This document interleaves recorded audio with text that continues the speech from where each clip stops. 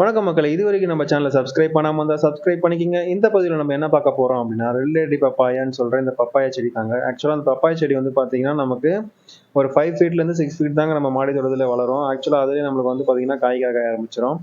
இது ரொம்ப சுலபமா வளர்க்கலாங்க. பட் நான் இதுல ஒரு மிஸ்டேக் பண்ணிட்டேங்க. என்ன மிஸ்டேக் பண்ணிட்டேன் அப்படின்னா, அந்த பப்பாயா செடியை வாங்கிட்டு வந்து வச்சு 2 நாள் ஆகுதுங்க வீட்டுல வச்சு நான் மாடியில.